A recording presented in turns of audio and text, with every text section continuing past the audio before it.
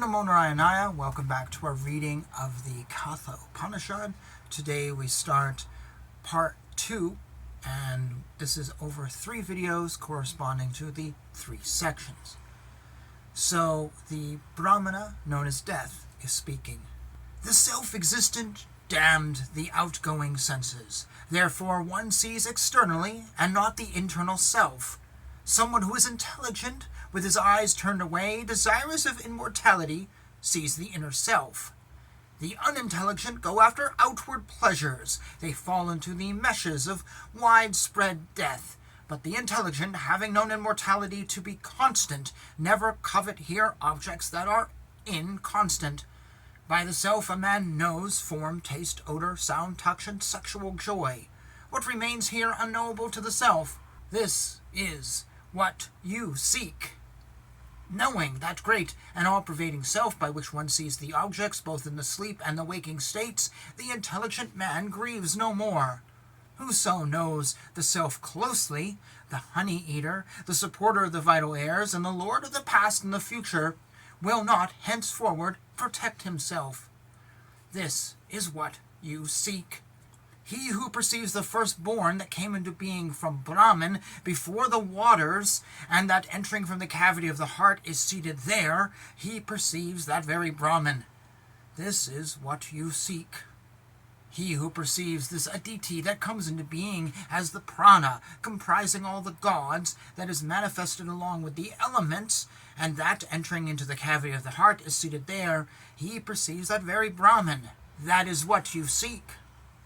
The sacrificial fire lodged in the 2 Aranis, even as the fetus is carefully borne by the pregnant woman, is fit to be worshipped every day by men who are wakeful and possessed of oblation.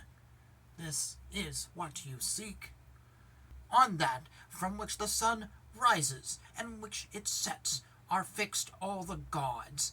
None ever goes beyond that. This is what you seek. What indeed is here is there. What is there is here again. Whosoever here sees as though different passes from death to death.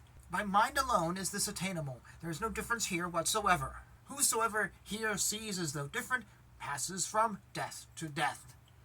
The Purusha, of the size of a thumb, dwells in the body. Realizing him as the Lord of the past and the future, one does not henceforward want to protect oneself. This is what you seek. The Purusha, of the size of a thumb, is like a smokeless flame and is the Lord of the past and the future. He certainly exists now and shall certainly exist tomorrow. This is what you seek.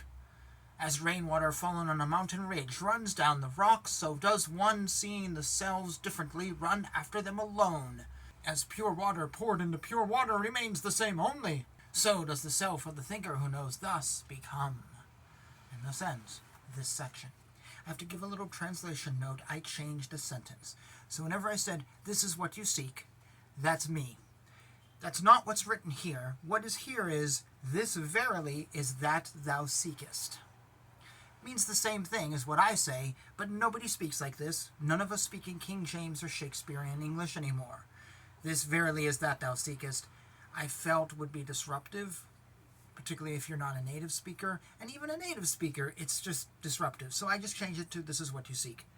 I hate this aspect of traditional translations from the 1800s or early part of the next century, where religious texts have to be written in King James English or in Shakespearean English, as though that's better. You know what I mean when I say King James English? I'm referring to the King James Bible, which is written like this. I've literally seen people say, it's written like that because that's, God's words, and that's how it's supposed to be, and if it's not written like that, it's wrong. That's just some weird pretentious thing. God wants to be understood, not to have weird sentences that nobody uses. So sometimes I change things. This Upanishad I've actually changed a lot. I've just not mentioned it. There's a lot of these and thous in here.